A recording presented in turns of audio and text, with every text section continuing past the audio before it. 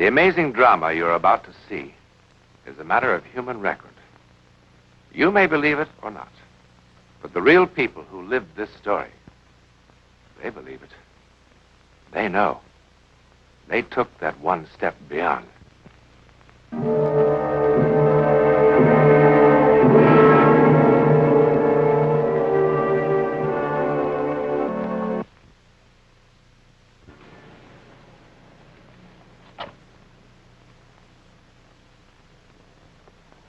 Inconspicuous, but smart. And right off the park. Few people realize it is the home of the famous stage actress, Elena Stacy. Even fewer know that tonight, after many long, grim months, she's coming home. They've kept that secret. The house is full of tension, secrecy, and something like fear. Because, and let us face it, all of us fear the unknown. But more especially do those who seem to hear it calling in a voice from beyond.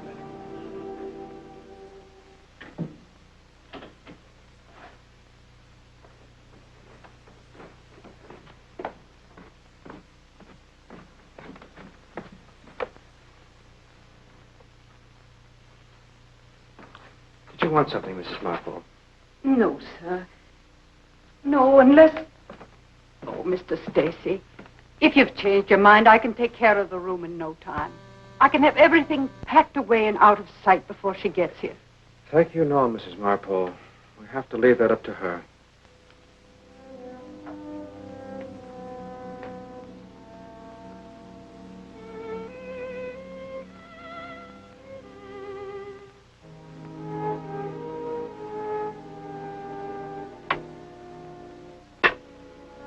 Poor thing. Poor thing. Please, Mrs. Marple. I'm sorry, sir. Forgive me. I'm sure you know best. But I'll go see about the table. I had Mary clean all the good silver, and there's some fresh flowers. Now, wait. Mrs. Marple, I thought I'd explained it to you. There's to be no fuss. This is nothing special about tonight. Look, forget the dining room altogether. We'll have dinner in here by the fire, the way we have a million times. You see, it's to be a night like any other night. Just as though nothing had ever happened, you understand? Yes, sir. As if nothing had ever happened.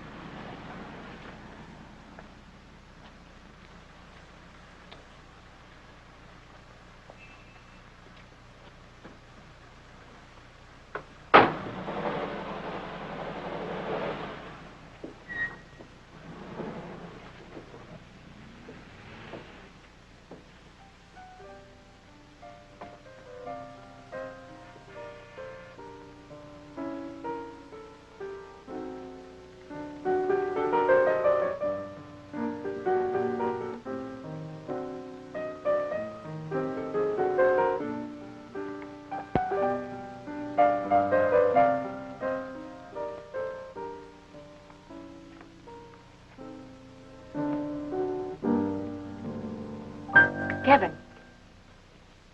Hi, darling. Hi, sweetheart.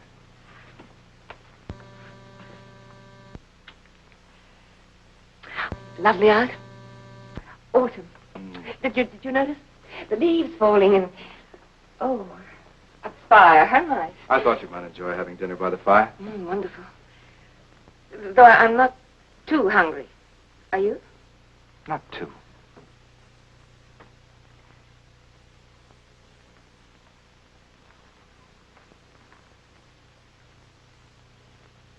Do you think I haven't changed, have I? You'll always be beautiful. Everyone changes. Ages. I've been thinking of having my hair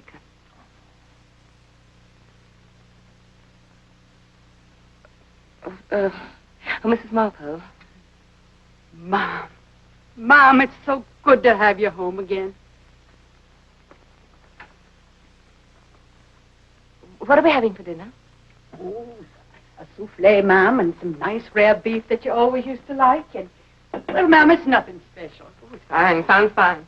And I see you've arranged to put us in here. Yes, ma'am. I'll do that, Miss Marple. Yes.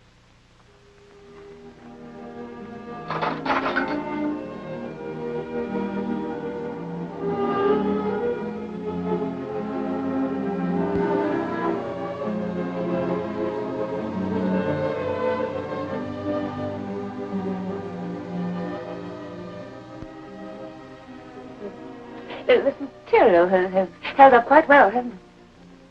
Hmm? But perhaps it is a little faded. I hadn't thought it would fade. Maybe I should get a damask in a little darker shade. Or do you think that would be a mistake? What the world are you talking about? I asked if you thought that the damask should be I'm sure I don't know. Kevin!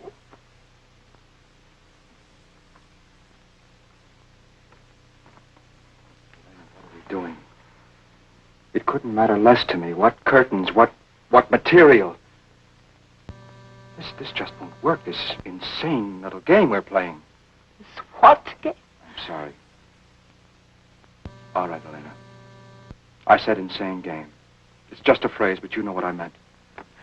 But you said, your last visit, you promised that when I came home, we'd act as though nothing had happened. I was a fool. Your doctor would be the first to agree. Don't you see why it won't work? Because it is an act. Because we're two strangers trying to pretend that nothing has happened. That there's been no tragedy, no loss. There's nothing for us to forget.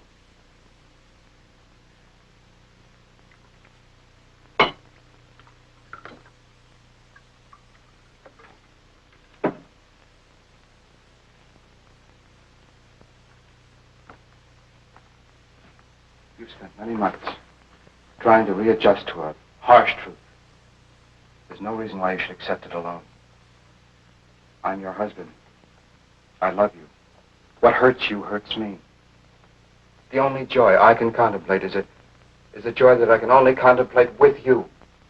That's the reason why we can have no secrets, no pretenses. It's the reason why it's useless to be talking about curtains and drapes when what's really on our minds is what has happened. And how we're going to face up to it from here on in.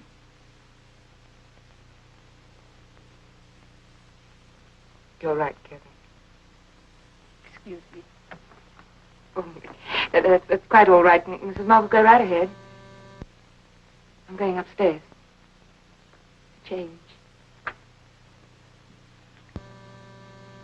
You do that. Hey. It's going to be all right. You'll see.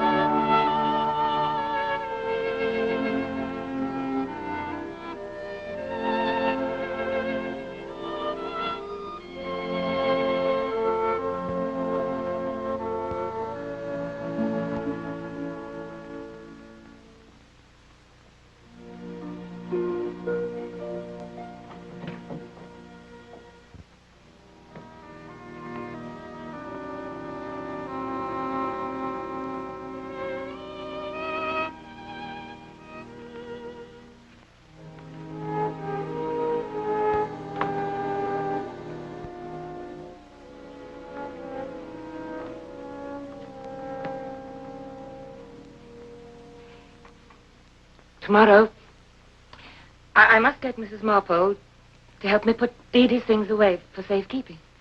Yes, darling. I think that would be wise. At least until we need... No. No, Kevin, I've made up my mind about that. Since I can't have another child of my own, I'll have none. An adopted child could only remind me of Dee Dee. Oh, I don't want to forget Dee Dee. But I must accept that she's gone. You've come a long way, Elena.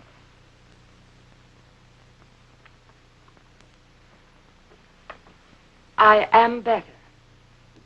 Aren't I? Yes, my darling. Yes. And this world of unreality I was living in, because I wanted it to be true that Dee Dee didn't really die, that the truck which struck her down that rainy night was only a nightmare. That delusion won't come back, will it? It won't haunt me anymore. No, Elena. No more. Oh, I've missed you so. Oh, darling, I've missed you too. Tonight, we celebrate. I've got the biggest bottle of champagne you've ever seen on ice. You're home again. I'll be right back.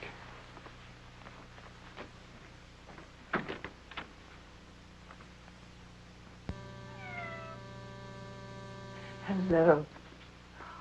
My, how you've grown. Oh, don't be afraid of me anymore. I'm all better now.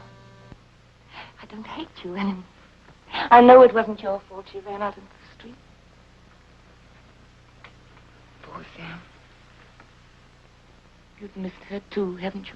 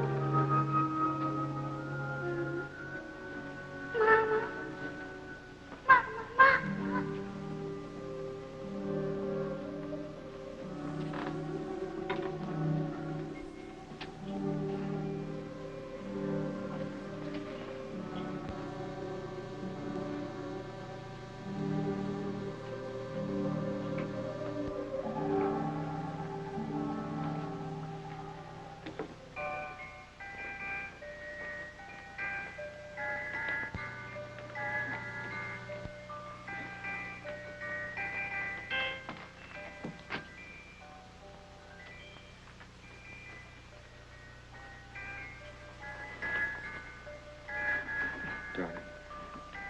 Are you all right? Yes, just silly. I thought I heard... I'm fine. Yes. Of course you are. Of course you are.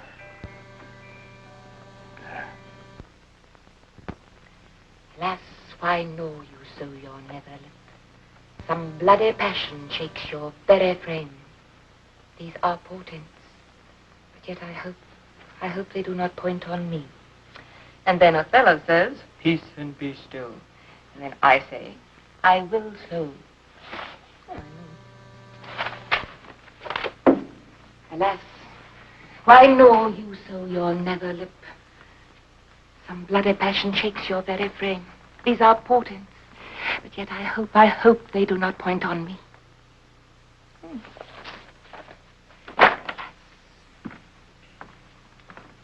Hi, sweetheart. Hi, darling. Something smells good. What is it? Get your hot roasted chestnuts right here. Oh, will I? What did I ever do to deserve you? That is a good question. As a matter of fact, lately, very little. Why, is that nice? What about that sweater I've been knitting? Oh, come on now, Leonard. Knitting. But don't knock it. It's a great pastime. Exactly.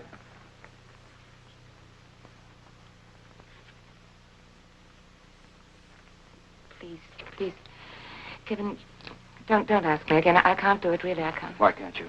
You're absolutely brilliant in the part at Stratford. No one's forgotten you yet. That was years ago. Before Dee Dee. You know very well you watch the mail like a hawk, waiting for a good play. Any play. Any play except the play I'm doing. You know very well why I've put off casting. I know why, and it isn't because you can't find a dozen other actresses better suited. I don't want a dozen other actresses. You'll be marvelous. No, something else will turn up.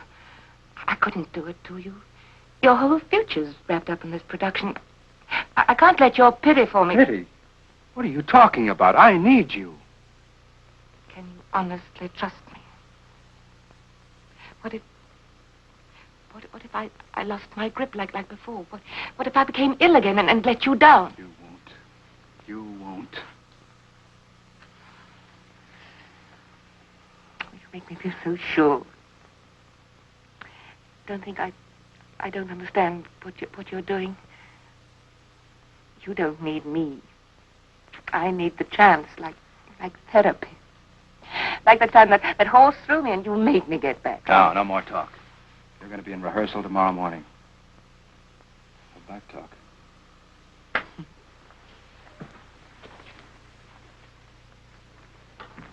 Where are you going?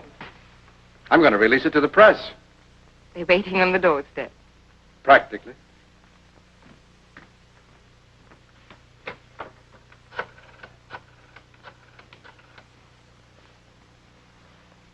Hello, Harmon. Yes, she's responded to it just beautifully. Yes, she's very excited about it. Yes, she's accepted. Now we can pull all the plugs on publicity. Yes, by all means. Mama. Look, first off, I want you to get a hold of Wilson and Leonard Lyons. Mama. Mama. Oh, that's brilliant. Mama. Yes, of course. Say something like, Mama. Elena Stacy, Don't you hear? makes triumphant return to the stage in Othello, Shakespeare's immortal tragedy. Mama. Yes, of Mama. course. Mama. Mama. Well, you can take it from there. You can go on and just soup it up and give it a real whiz-bang campaign. Mama. Yes, of course. Elena, I don't know what to tell you. It's just too stiff now. Try it again, please.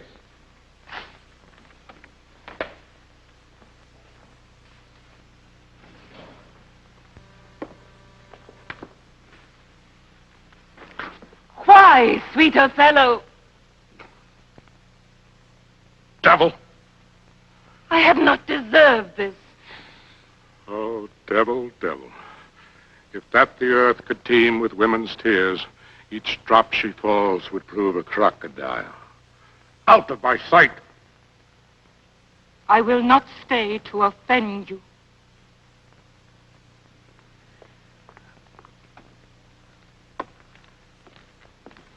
Kevin, can I take 5 minutes? Fine, darling. Why, I think that's the right level. The way we discussed it at lunch, I think it's proof that we've really got something. Mm-hmm. All right.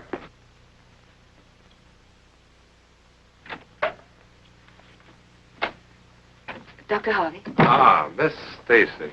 how do you do? It's so good of you to come to the theater. Oh, frankly, Miss Stacy, if you hadn't sounded so distraught over the I telephone. do appreciate it. Where shall I sit? Oh, this will be fine. Now, this will give us a chance to get a preliminary idea of just how much loss exists. Loss? Mm-hmm. When did you first become aware of a loss of hearing?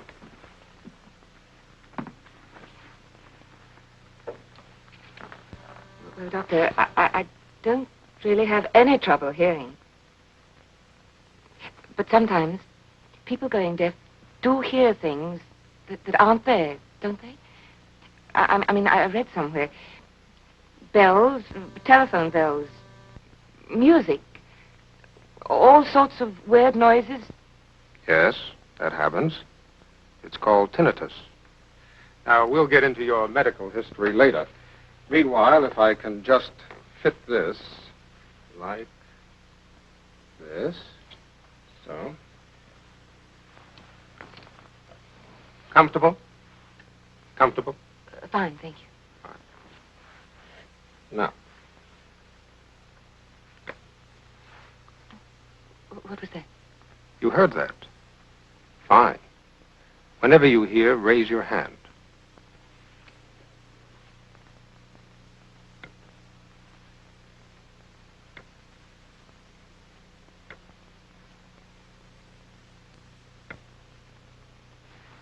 I didn't hear anything. Doctor, that could mean that that I really am... Please, Miss Stacy, don't excite yourself. You didn't hear a tone that time because there was none. I tricked you. Now, once more, please.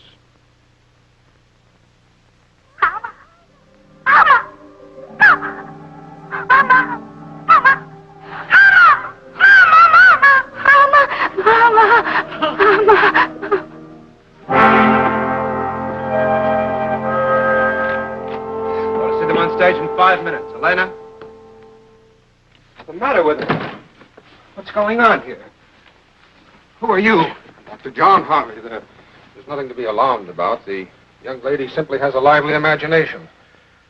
She imagined she might be going deaf. But, as a matter of fact, after preliminary examination, I'd say her hearing is perfectly normal. Deaf? Ear doctor? What the devil are you doing with an ear doctor?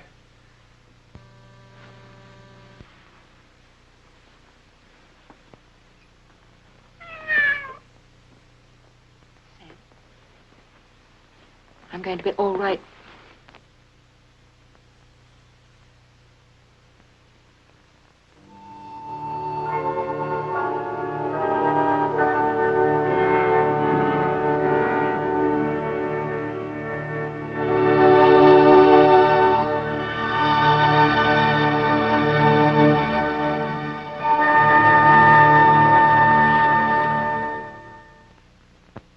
Till she come, as truly as to heaven, I do confess the vices of my blood.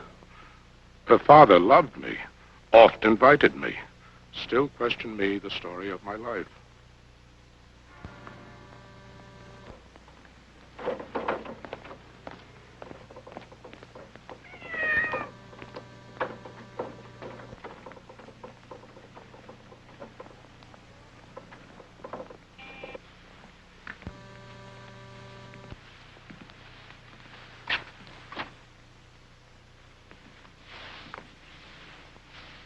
My noble father, I do perceive here a divided duty. To you, I am bound for life and education. My life and education both to learn me how to respect you. You are the lord of duty. I am hitherto your daughter. But here's my husband. And so much duty as my mother showed to you, preferring you before her father. So much I challenge that I may profess due to the more, my lord.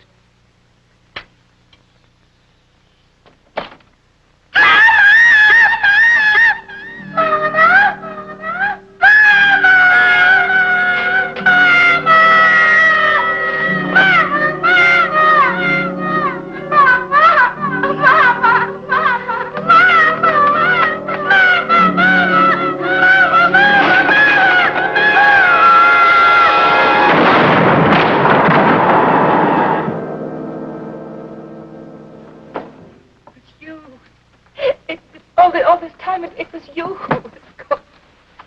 It was you. It was you. It was you. Oh, it was